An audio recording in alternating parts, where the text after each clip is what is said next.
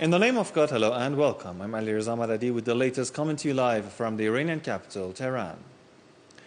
Iranian Health Ministry spokesman Kianush Jahanpour said on Thursday that the total number of coronavirus cases in the country has reached 87,026, while nearly 65,000 others have recovered from COVID-19.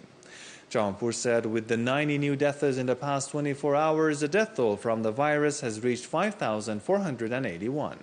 Unfortunately, he said we had 1,030 new cases of infections since the past 24 hours. He added that 87,026 people have tested positive for the coronavirus in the country. Jahanpour also put the number of those who have so far recovered from the viral infection at 64,843.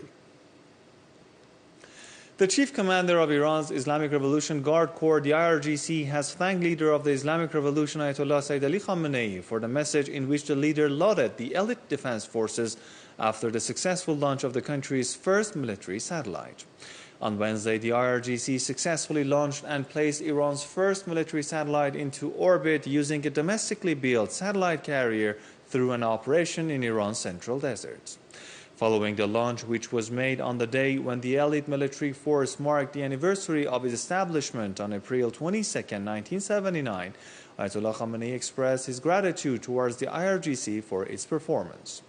On Thursday, Major General Hossein Soleimani issued a message to thank the leader for his inspiring and affectionate message, saying that the IRGC will spare no effort in its drive to guarantee that the Iranian nation will hold its head high. Further in his message, General Salami described the potential dismissal of U.S. terrorist forces from the region and dissipation of its delusion of grandeur as a first step on the path of the world's oppressed and underprivileged people. He noted that the defense force would expand all it has in its disposal to realize the Iranian nation's great ambitions, including the solution of the hegemonic system in the world and establishment of justice and spirituality worldwide. U.S. President Donald Trump says he has instructed the United States Navy to destroy all the Iranian gunboats if they harass American ships. However, Iranian students say the United States military presence is the reason why the region has never been stable in recent history. There is a good reason why the Persian Gulf is chronically unstable. The region has been the scene of large-scale wars during the past 2 decades, and they have all been instigated by the United States and its allies. That's according to many Iranian officials and students. They criticize the U.S. for its many failed and needless military adventures, arguing that the U.S. depends on wars to justify its very existence. Speaking to Press TV, some Iranian students said only regional countries are fit to take care of their own security issues, and that U.S. military presence is the reason why the region has never been stable in recent years. The U.S. military presence in the region is counterproductive, and Trump's threats are hollow and self-defeating. Iran and its neighbors want to work together to maintain security. The problem is that war party Washington doesn't allow that to happen. This is why the stable Persian Gulf benefits the U.S. by safeguarding a global economic and security interest in the steady supply of energy. In a parallel but opposite direction, an unstable Middle East benefits America's interest in higher energy costs and arms exports. It's a sentiment also shared by Iranian officials. They say the U.S. military presence in the region is not needed and is illegal. Basically regard the presence of foreign forces, particularly U.S. troops in our region, as a source of tension, instability and insecurity. Their presence is illegitimate and illegal. This is our region. If our armed forces are supposed to conduct their patrols, they should be able to do this in tranquility and with peace of mind. This came after Trump announced on Twitter that he has instructed the U.S. Navy to destroy all Iranian gunboats if they harass American ships. He was responding to a baseless claim by the U.S. Navy that Iranian boats had harassed American naval vessels in the Persian Gulf. Iran's Islamic Revolution Guards Corps, however, has dismissed the claim as bogus, stressing that provocative moves by foreign forces in the region are a threat to Iran's national security. Amar Nadiri, Press TV, Tehran. Now, a senior Iranian diplomat says the United States' illegal and inhumane sanctions against the Islamic Republic double the pressure on the people of Iran amid their struggle to cope with the deadly coronavirus pandemic. Abbas Araghchi, who is also Iran's deputy foreign minister for political affairs, said on Thursday that Washington's sanctions have hampered the global action that is vital to curbing COVID-19, a disease caused by the new coronavirus. The senior diplomat said United States sanctions constituted a blatant violation of the United Nations Security Council Resolution 2231 endorsing the 2015 Iran nuclear deal, as a result of which all nuclear-related sanctions against the Islamic Republic were lifted. However, U.S. President Donald Trump pulled out his country out of the accord, officially known as the Joint Comprehensive Plan of Action, or the JCPOA, in May 2018, and reimposed all the sanctions removed under the deal, despite objections from other signatories of the deal, namely the United Kingdom, France, China, Russia, and Germany. The Trump administration has also on several occasions introduced new harsh sanctions that target Iran's medical industry as well as oil sales, with Secretary of State Mike Pompeo blatantly saying that he would like to see Iranians either give in to Washington's pressure or starve. Now, more than 185,000 people across the world have died from the novel coronavirus, nearly two-thirds of them in Europe, since the deadly disease emerged in China last December.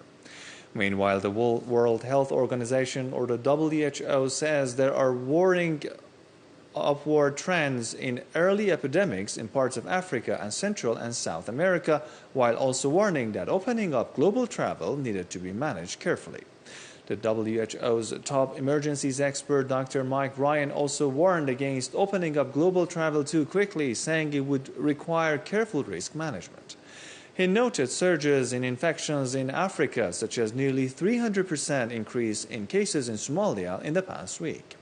The World Health Organization's officials urged countries to continue investing in preparedness, saying that only 76% had surveillance systems to detect cases. Meanwhile, the coronavirus death toll rises by hundreds each day in the European Union. However, EU leaders were set to discuss a strategy to lift lockdowns.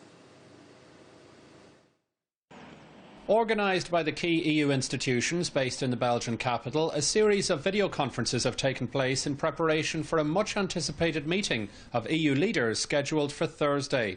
Of course, COVID-19 is the #1 issue. We managed to ask a question during an online press conference following a meeting of EU foreign affairs ministers. Iran needs to deal with the coronavirus. The US is blocking a €5 billion loan to Tehran from the International Monetary Fund. What is the EU's reaction to this, and can you do anything about it?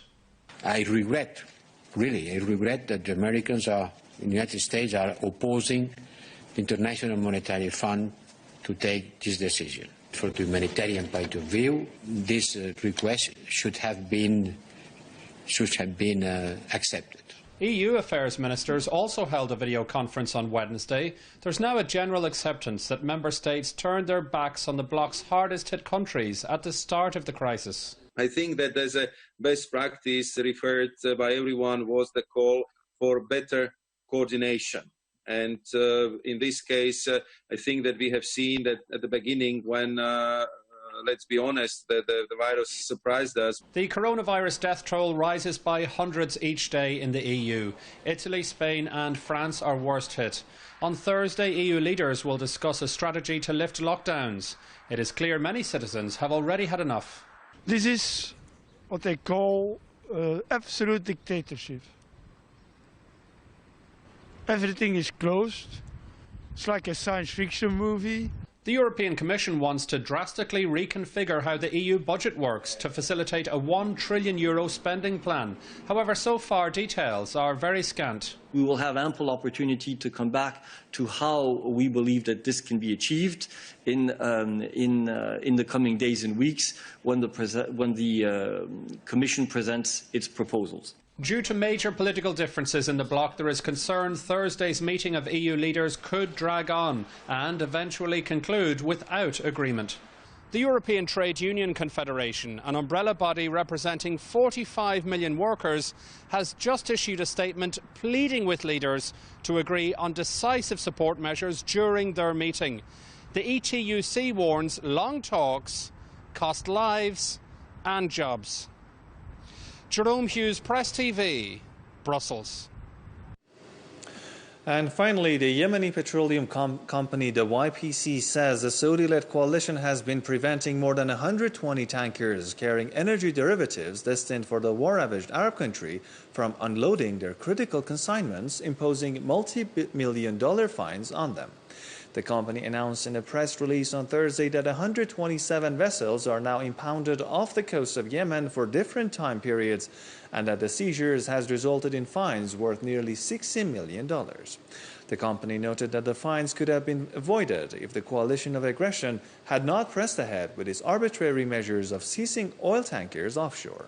Saudi Arabia and a number of its regional allies launched a devastating war on Yemen in March 2015 in order to bring Hadi back to power and crush the Ansarullah movement. The US-based Armed Conflict Location and Event Data Project, a non-profit conflict research organization, estimates that the war has claimed more than 100,000 lives over the past 5 years. Riyadh and its allies have been widely criticized for the high civilian casualties resulted from their bombing campaign in Yemen.